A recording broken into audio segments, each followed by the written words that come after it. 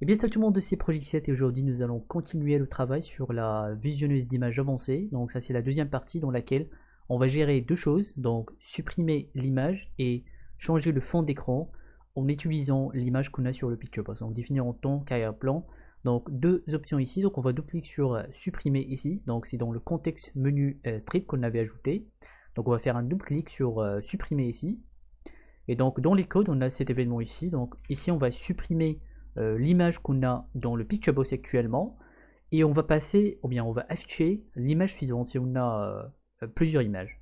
La première chose, on va vérifier si on a des images, donc on va faire F, donc on a les images, la collection des images, donc on va avoir le nombre d'images qu'on a et on va faire plus grand que 0, donc on va vérifier si on a un ou plusieurs images. Et puisque l'image est utilisée par le Picturebox, donc on ne peut pas supprimer l'image, donc il faut libérer les ressources, donc on va faire Picturebox 1.image.dispose. Voilà, ensuite on peut donc supprimer l'image. On va faire un try catch juste au cas d'erreur, donc au cas d'erreur on va faire message, on va afficher l'erreur, donc messagebox.show, donc ex.message pour avoir l'erreur. Donc ça c'est pour éviter de crasher l'application. Donc dans try catch on va donc faire file .delete.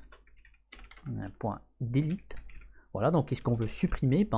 On va faire les images, les images en parenthèse, donc c'est index, donc l'index actuel. Ensuite, on va supprimer ce chemin d'accès dans la collection les images, donc on va faire les images, donc la collection les images, .remove at, donc là on va entrer un index, donc remove at, et dedans on va faire tout simplement l'index. Donc on veut supprimer l'image à l'index suivant, voilà. Donc jusqu'ici c'est bon, on a supprimé l'image, on veut afficher l'image suivante si on a, donc il faut faire une autre vérification puisqu'on vient de supprimer l'image dans la collection via le chemin d'accès. Donc on veut vérifier si on a si nous reste quelque chose dans la collection. Donc f, donc la collection des images .count est plus grand que 0.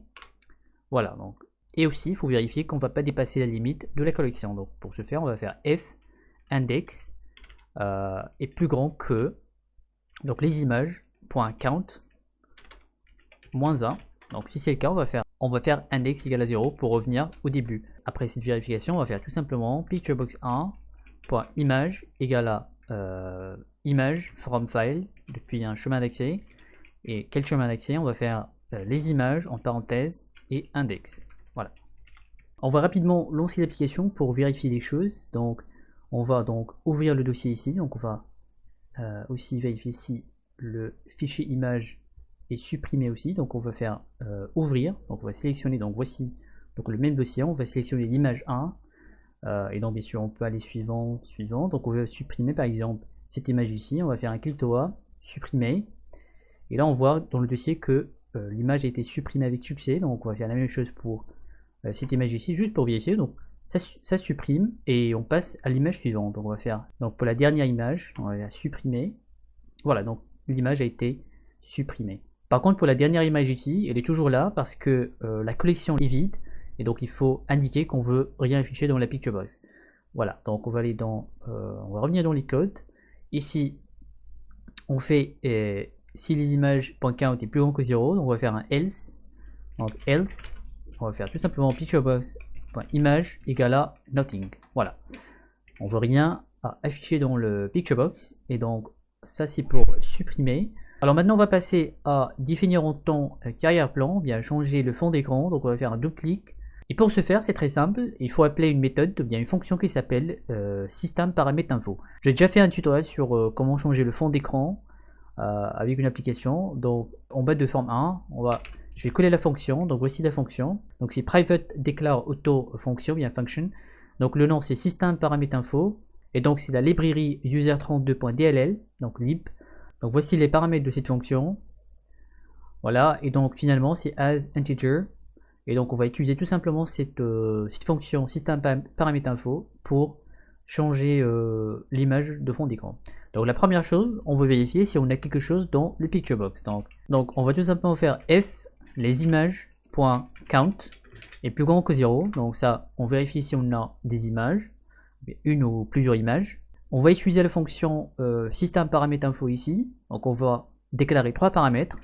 Donc les voici, donc constante, paramètre 1 as integer, donc c'est 20, Paramètre 2, la même chose, mais la valeur c'est le symbole et H1, et le paramètre 3 c'est et H2. Voilà, et il suffit maintenant d'appeler la méthode, donc système paramètre info, donc système paramètre info, et donc ici on va passer ces paramètres. On va commencer par paramètre 1, on va faire virgule, on va faire 0, virgule, là c'est le chemin d'accès de l'image qu'on veut utiliser, donc on va faire les images, en parenthèse index, et devant on va faire virgule, et là on va faire paramètre 2, devant on va faire or, donc ou bien paramètre 3. Voilà, donc paramètre 2, or paramètre 3. Donc c'est très simple, donc il suffit de déclarer cette fonction. Là voilà, donc c'est système paramètre info avec ses paramètres ici. Donc ça utilise la librairie user32.dll avec ses paramètres ici. Ensuite, il suffit de l'appeler avec ses paramètres ici. Paramètre 1 c'est 20, paramètre 2 c'est 0, paramètre 3 c'est le chemin d'accès de l'image et virgule. Donc finalement, paramètre 2 ou bien paramètre 3. Donc voici les valeurs, donc et H1 et H2. Voilà. On va lancer l'application pour vérifier que tout va bien.